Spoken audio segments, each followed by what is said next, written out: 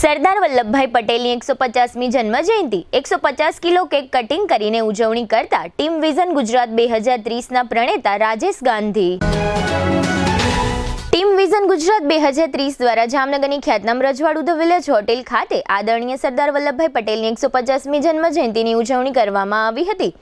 150માં જન્મદિવસે તમામ સમાજને એકસાથે રાખી એકતા અને અખંડિતતાની જેની ઓળખ છે તેવા સરદાર પટેલની જન્મજયંતિ 150 કિલોની કેક કટ કરી મનાવવામાં આવી હતી। આ તકે ટીમ વિઝન ગુજરાત 2030ની વધુ જાણકારી આપવા માટે જામનગરના દરેક મીડિયા પ્રતિનિધિઓને આમંત્રિત કરવામાં આવ્યા હતા। ટીમ વિઝન ગુજરાત 2030ના પ્રણેતા રાજેશ ગાંધીના જણાવ્યા પ્રમાણે સરદાર પટેલ માટેનો વિઝન ગુજરાતનો આ અચાનક જાગેલો પ્રેમ નથી। વિઝન ગુજરાત 2030 દ્વારા સરદાર પટેલનો 125મો અને 140મો જન્મદિવસ પણ 125 અને 140 કિલોની કેક સાથે પૂર્વે પણ ઉજવવામાં આવ્યો છે। વધુમાં રાજેશ ગાંધીએ જણાવ્યું હતું કે અખંડ ભારતના નિર્માતા અને વિરાટ પુરુષને સ્મરણાંજલિ આપવા સમયે આધુનિક ભારતના નિર્માતા અને વિકાસ પુરુષ નરેન્દ્રભાઈ મોદીને ભૂલી શકાય જ નહીં।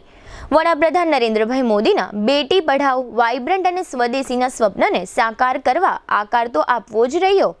ટીમ વિઝન ગુજરાત 2030 આ મિશનોને હાલાર એટલે જામનગર અને દ્વારકા માટે સાકાર કરવા પ્રયત્નશીલ છે। વધુમાં રાજેશ ગાંધીએ ઉમેર્યું હતું કે દરેક ગુજરાતી અને ગુજરાતમાં એક પ્રશ્ન બધે જ પૂછાય છે કે આપણા દીકરા દીકરીઓ IAS, IPS, IRS કેમ નથી બની શકતા। ફક્ત સવાલ પૂછવાથી નહીં ચાલે અને માટે જ વિઝન ગુજરાત 2030 અને અફસર બેટિયા પ્રાઇવેટ લિમિટેડ દ્વારા અબ બનેગી હર બેટિયા અફસર બેટિયા અફસર બેટિયા 150 સ્માર્ટ સ્કૂલ સોલ્યુશનનો પ્રારંભ કરાયો। દિવસના ફક્ત 5 રૂપિયામાં IAS, IPS, IRS foundation course અને તે પણ દિલ્હીના પ્રસિદ્ધ IAS, IPS ફેકલ્ટીઝ દ્વારા ભણાવાશે। આ તકે ભારતભરમાં પ્રસિદ્ધ IAS, IPS faculty Dharmendra Kumar પણ ઉપસ્થિત રહ્યા હતા અને સ્કૂલ મેનેજમેન્ટ સહિત વિદ્યાર્થીઓ સાથે માર્ગદર્શક ચર્ચા કરી હતી। વધુમાં ધર્મેન્દ્ર કુમાર દ્વારા ખૂબ સરસ વાત કહેવામાં આવી કે IAS, IPS માટે સારા ઇન્ફ્રાસ્ટ્રક્ચરની નહીં પરંતુ સારા એજ્યુકેશનની જરૂર હોય। વિદ્યાર્થી કાળમાં IAS, IPS, IRSનું વાવેતર એ જ ગુજરાતના પ્રશ્નનો જવાબ હોઈ શકે।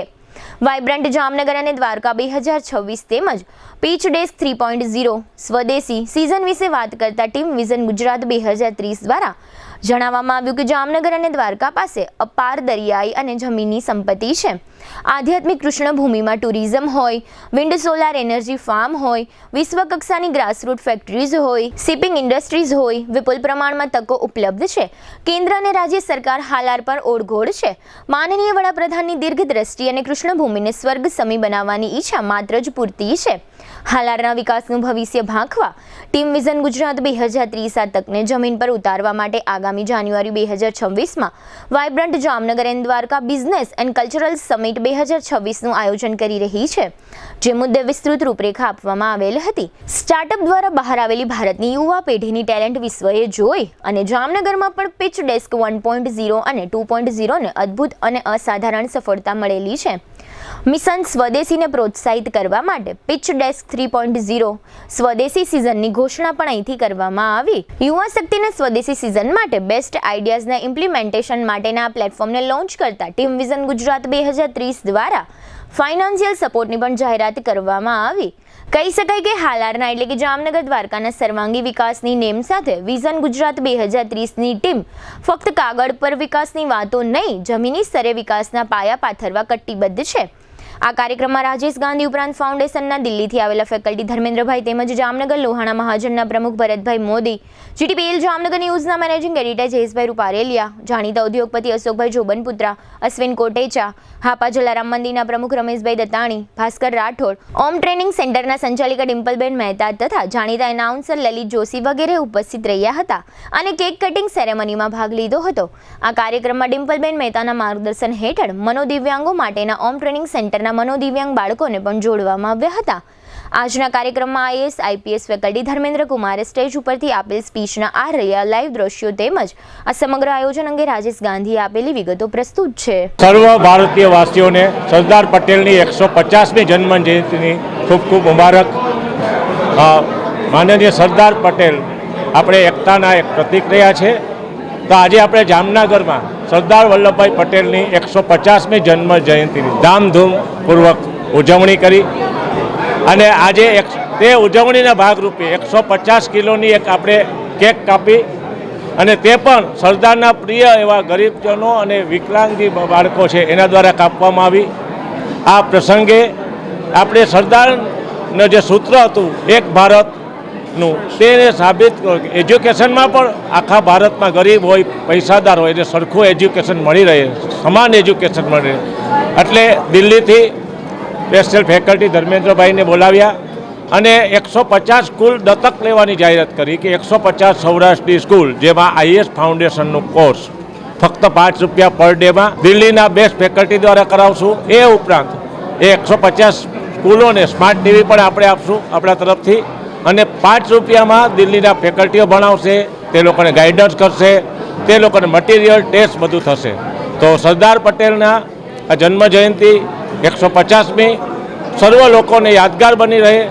ગુજરાતના સૌરાષ્ટ્રના છોકરાઓ ભવિષ્યમાં આઈએસ આઈપીએસ થાય અને ખૂબ જ આગળ વધે છે. અફસર બીટીયા, જામનગર, વાઇબ્રન્ટ જામનગર અને ઘણી કંપનીનો સીઓ છો, પણ મારું એક લક્ષ્યાંક છે કે છેલ્લા 13 વર્ષથી અમે અફસર બીટીયા ચલાવીએ છીએ. તો સૌરાષ્ટ્ર અને ગુજરાતના જે બાળકો છે એ સૌરાષ્ટ્ર ખૂબ આગળ વધે, આઈએસ આઈપીએસ બને અને તે માટે જે પણ સર્વિસની જરૂર હોય તમે આપશું.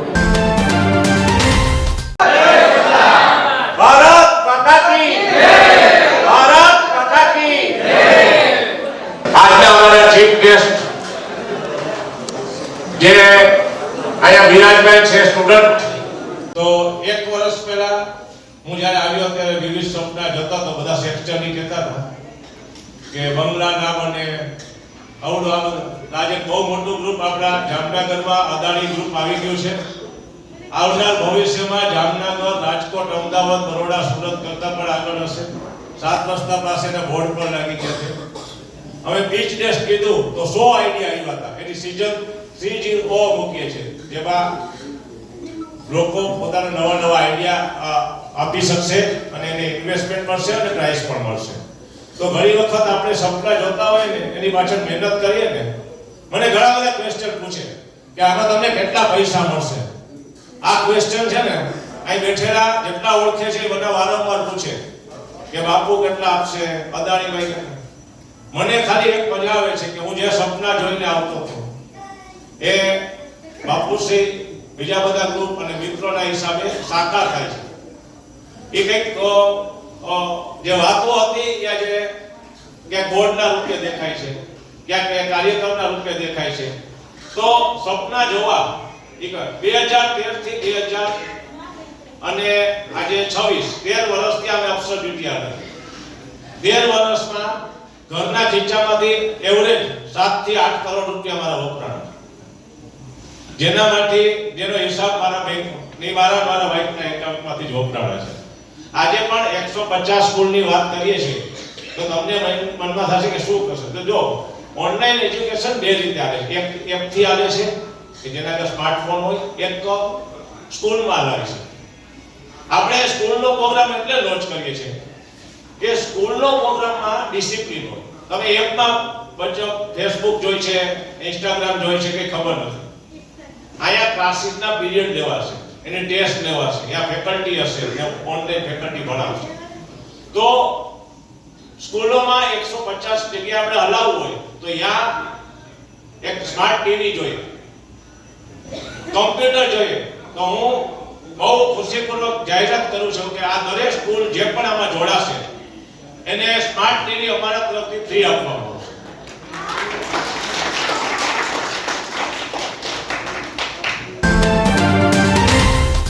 पढ़ाना शुरू करेंगे, एक बार माइंड का लॉजिकल इवोल्यूशन हो जाता है, चीजें खुद ही पकड़ने लगता है. तो ये पूरा प्रोजेक्ट यही है कि हमें 9, 10, 11, 12 के बच्चे चाहिए और 5 साल के लिए चाहिए. प्लीज इस बात को मैं फिर कह रहा हूँ कि गुजरात से मेहनती, गुजरात से फोकस लोग नहीं, मैं खुद बिहार से हूँ. लोग कहते हैं यार बिहार के लड़के बहुत आईएएस बनते हैं. हमारे पास कोई विकल्प नहीं होता. विकल्पहीनता में और बच्चे अच्छा करते हैं. यहाँ इतने विकल्प हैं, इतने बिजनेस हैं, इतने काम है ना, उसको लगता है कि ये चलो करके देख लेते हैं. हमें कुछ ऐसे विकल्पहीन बच्चे चाहिए जिनके सोते जागते उठते हम उसको एक सपना दिखा सके कि बेटा तुझे सिर्फ आईएएस बनना है. आप गुजरात का ही कब्जा है. बहुत सिंपल सा लॉजिक है कि आप चाहे छोटी दुकान करते हो या बड़ी दुकान करते हो, बड़ा बिजनेस करते हो, एक बिजनेस को स्टैब्लिश करने में 8 से कम में कोई बिजनेस आप स्टैब्लिश कर सकते हैं। हम गुजरात से मीडिया बंधुओं के माध्यम से कि अपने बच्चे को 5-6 साल के लिए हमें चाहिए, और मैं दावे के साथ कह सकता हूं कि आज अगर होगा कुछ भी हो, आईएएस और आईपीएस का जो पोस्ट है, हमारे फादर कहते थे, हम लोग बिहार से हैं, कि भारत में 3 ही पोस्ट होता है, पीएम, सीएम और डीएम, क्योंकि यहाँ के लोग बहुत शानदार बिजनेसमैन होते हैं, और आप लोग की भाषा में धंधा कहते हैं। किसी भी धंधे में पड़ गए तो उसको फिर कहाँ लेके गए, अमेरिका में जाइए, वहाँ ऐसा है जो कहेगा कि नहीं नहीं ये तो काम बड़ा मुश्किल है। आप सोच के देखिए कि जब देश में आज़ादी की लड़ाई लड़ी, पता नहीं आप में से कितने लोगों का हिस्ट्री बैकग्राउंड है, मुझे नहीं पता, कि आप सोच के देखिए कि 1885 में कांग्रेस का फॉर्मेशन हुआ, 1905 तक लिबरल चले, फिर एक्सट्रीमिस्ट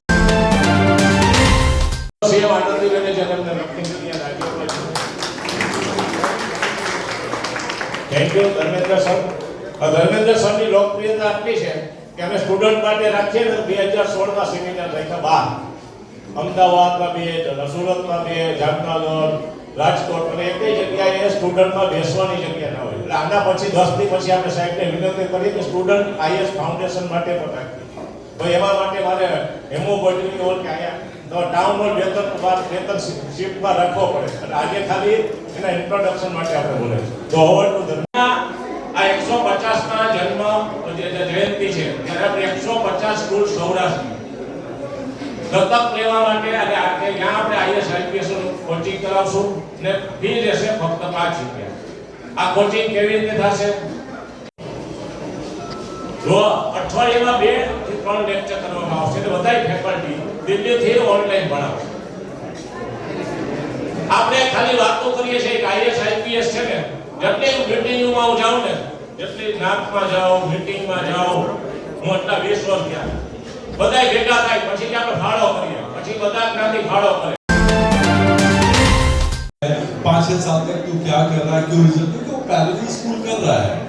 तो 5-6 साल के लिए हम एक प्रोजेक्ट बना रहे हैं, पूरा हमारे पास ब्लूप्रिंट है। मैं भी आप लोगों की टीम को दे के जाऊंगा कि हमें पहले 6 महीने में क्या करना है, फिर अगले 6 महीने में क्या करना है, कब से सिविल सर्विसेज के उसको सिलेबस में लेके आना है।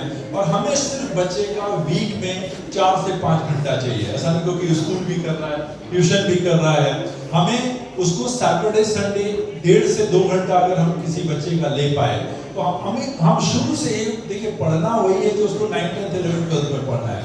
लेकिन आप स्कूल में जब पढ़ते हैं तो मार्क्स लाने के लिए पढ़ते हैं, रट्टे मारते हैं, ये लिख देंगे तो नंबर आ जाएगा। हमें ये समझना है। हमें बस एक एग्जांपल से समझाऊंगा कि अकबर को क्यों महान कहा जा रहा है, अकबर क्यों लिबरल है, लेकिन बेटा जब औरंगजेब आ रहा है तो देखो वो कैसे कैसे ऑर्थोडॉक्स होता जा रहा है, वो रेडिकल होते जा रहे हैं, क्या क्या परिस्थितियां रही होंगी, ऐसा वो क्यों कर, बस इसी जो स्कूल में पढ़ाया जा रहा है खाने का उपाय सबके पास है। तो इस गुजरात से मैं सिर्फ आप सबके माध्यम से अपने बच्चों को, स्पेशली जो 9th 10th 11th 12th में हैं, उनको 5-6 सालों के लिए हमें दे दिए। जब तक वो 12th करेगा, जब तक वो ग्रेजुएशन करेगा, यकीन मानिए कि 1 से 2 साल में आईएएस के लिए प्रिपेयर रहेगा। क्योंकि हमें बच्चा चाहिए 5-6 साल के लिए। गुजरात से बच्चे आ रहे दिल्ली में, सर पापा ने 1 साल का मौका दिया है, 1 साल में उसको सिलेबस का हवा नहीं लगता। हम 1 साल में तो पूरा सिलेबस 7-8 टीचर मिलकर खत्म नहीं कर पा रहे, और आप बच्चे को कहते हैं 1 साल करके देख, नहीं तो आगे धंधा ज्वाइन कर ले। तो जो राजेश सर ने एक प्रोजेक्ट दिया है, मुझे बहुत खुशी हो रही है कि पहले गुजरात में ग्रेजुएट लड़कों को दिया जाता था, तो 1 साल लेके आते थे और फिर वापस आ जाते थे, तो हमें बुरा भी लगता था। हमें 9th 10th 11th 12th के बच्चे दिए जा रहे हैं, वो भी सौराष्ट्र से 150 स्कूल के बच्चे। बस मैं पेरेंट्स को यही कहना चाहता हूँ कि 5 से 6 साल के लिए प्लीज उससे मत पूछिएगा। तो पूरे गुजरात को इस भव्य और दिव्य पुरुष के लिए जो आप लोग जो भी करते हैं वो बहुत कम है, और आप जो भी करते हैं अपने बहुत दिल से करते हैं, उसके लिए एक बार आप लोग अपने लिए जोरदार तालियां बजाइए। बहुत शुक्रिया।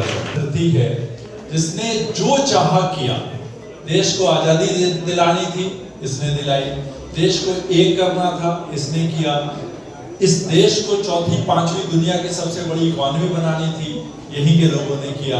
तो जब इतने बड़े बड़े काम लोगों ने कर दिए, तो 150वां बर्थडे है, क्या ये गुजरात अगले 5-7-8 सालों में इस देश में 150 IAS IPS नहीं दे सकता। बहुत शुक्रिया गुजरात। अभी मैं बाघेला सर को कह रहा था कि ऐसा कभी नहीं हुआ कि गुजरात ने मुझे बुलाया हो और मैंने अपना शेड्यूल शिफ्ट ना किया हो। ये आपसे, आप लोगों के लिए मेरी मोहब्बत है और ये वैसे वर्षा है। तो सबसे पहले आप सबका बहुत बहुत शुक्रिया, आभार राजेश सर, पूरी टीम और पूरा गुजरात कि जब आपने मुझे सम्मान दिया, मैंने पूरी तहे दिल से आप लोगों को वापस भी किया कि आप उन बच्चों को दे दीजिए 9, 10, 11, 12 के 5 साल जब तक वो ग्रेजुएशन करेगा, हम उसकी पूरी फाउंडेशन, पूरी कोर्स, पूरे एकदम आंसर राइटिंग हम इस तरह से करा देंगे, प्रैक्टिस करा देंगे कि उसके बाद 1 से 2 अटेम्प्ट में अगर वो सब फोकस उसका ठीक रहा तो गुजरात जो आज हर जगह कह रहा है कि हमारे बच्चे IAS IPS नहीं है, आप यहाँ भी देखेंगे होंगे, UPDC वगैरह होंगे, सब यूपी बिहार राजस्थान के मिलेंगे आपको। ये गुजरात के बच्चे होंगे, गुजराती भाषा में यहाँ के लोगों को सर्व करेंगे। अपने लोग ज़्यादा अच्छे से चीज़ों को समझ पाते हैं। तो प्लीज़ मैं आप सबसे निवेदन करता हूँ, मीडिया बंधुओं से भी, राजेश गांधी सर से और पूरे यहाँ पे जो गुजरात जहाँ तक मेरी बात पहुँच रही है कि अपने 9, 10, 11, 12 के बच्चों को जो आप बिजनेस में लगा रहे हैं, दूसरे कामों में लगा रहे हैं, बहुत छोटे छोटे एग्जाम बच्चे दे रहे हैं। ये कोई यहाँ पोस्ट होता है थराटी करके, पता नहीं, मैं देखता हूँ बच्चे जो पढ़ रहे हैं थराटी, वो सोच ही नहीं पा रहे कि हम IAS IPS कर सकते हैं। आप अगर थराटी कर सकते हैं, मेहनत तो उतनी ही है जितना IAS के लिए है, क्योंकि आप इस दिशा में भी, आप स्कूटी से भी जा रहे हैं तो अगर राजकोट में जितने देर में पहुंच रहे हैं, कार से भी नहीं, बस आप कब स्कूटी से जा रहे हैं, आप हमें हमारे कार में एक बार बैठ के देखिए और बिल्कुल निःशुल्क है। ये भी नहीं कि कोई आपको लाखों की फीस लेनी है तो दिल्ली जाके करना पड़ता है। तो मैं आप सबसे पुनः अपील करता हूँ कि सरदार के इस ड्रीम को असरदार बनाइए, राजेश गांधी के इस मिशन से जुड़िए और मैं धर्मेंद्र दिल्ली से जो संभव होगा, मेरे पिताजी एक बात कहते थे जो मैं हर सेमिनार में कहता हूँ, मैं गुजरात के बच्चों से कहना चाहता हूँ, हम लोग भोजपुरी में बात करते हैं, हमारी मदर टंग है, मैं उसको हिंदी में बोल दे रहा हूँ कि मेरे फादर ने, जब मैं दिल्ली जा रहा था, उन्होंने मुझसे एक बात कही और अभी मैं अपनी किताब में भी दिखाना चाहता हूँ, मैंने वो भोजपुरी में लिखा हुआ है इंट्रोडक्शन में कि ये किताब मैंने कैसे पूरी की। शायद आप लोग सर आप पढ़ देंगे तो मुझे ज्यादा अच्छा लगेगा। ये एक लाइन पढ़ दीजिए प्लीज आप, ये लास्ट लाइन, ये वाली। किताब का कब तक पूरा हो गई? ये मेरे लैंग्वेज में, जब मैं गांव से जुड़ा हूँ तो जब भी मैंने बताया कि मैं किताब लिख रहा हूँ तो गांव के बच्चे एक ही बात फोन करके पूछते हैं कि किताब कब तक पूरी हो जाएगी। 1 साल से तू लिख रहा है और उनको क्या पता इतनी बड़ी किताब है, 2500 पेज मैंने लिखा तो जाके 700 पेज की बुक बनी है। तो उसमें मेरे लैंग्वेज में कहते हैं कि किताब कब तक पूरी हो जाएगी, तो हमारे लैंग्वेज में कहते हैं कि किताबा कब तक पूरा हो जाएगी। तो जिससे भी फोन करो रिश्तेदार को गांव से, भाई कब तक पूरा होगा।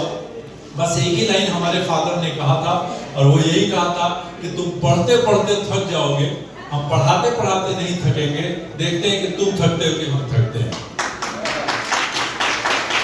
बस प्लीज आप लोग अपने बच्चे से ही बात कह दीजिए, तेरे को कोई धंधे की जरूरत नहीं है, कोई नहीं, तू देख, तू पढ़ता है, तू थकता है कि हम थकते हैं। हमारे फादर ने कहा कि कोई ये खेती बाड़ी तुझे करना नहीं आ रहा है, दिल्ली जा रहा है, वहीं तुझे मरना है, जीना है, जो भी करना है वहीं करना है। ये विकल्पहीनता ने हमें पढ़ाया।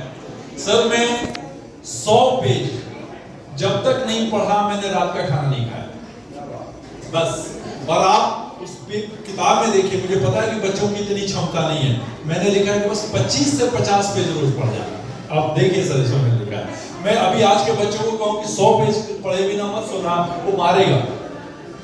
तो मैंने लिखा कि अगर सिर्फ 25 से 50 पेज, देखिए फर्स्ट लाइन में मैंने लिखा हुआ है कि बस इसको नियमित 25 से 50 पेज पढ़ना है। सर यहाँ देखिए, पहला सर पढ़ दीजिए प्लीज, पहला लाइन क्या है, ये लीजिए। सामान्यतः इस पुस्तक को प्रतिदिन 25-50 पेज नियत पढ़ने का प्रयास करें। सिर्फ 25 से 50 पेज, हम तो जितनी कैपेसिटी से पढ़े उससे आधा के एक्सपेक्ट कर रहे हैं। 25 पेज भी पढ़ने वाला बच्चा हमें मिल जाए ना, हम सब निकलवा देंगे एग्जाम, क्योंकि हम लोग के पास अनुभव नहीं था, ज्ञान नहीं था, एक्सपीरियंस नहीं थे, बुक्स नहीं थे। हम तो बता दें, हमें कोई 25 पेज पढ़ने वाला बच्चा मिल जाए ना रेगुलर, हम लोग उतने में एग्जाम निकलवा देंगे। 25 पेज पढ़ने में सर 2 घंटा लगता है टोटल, लेकिन नियमित चाहिए। तो प्लीज इस मुहिम से जुड़िए।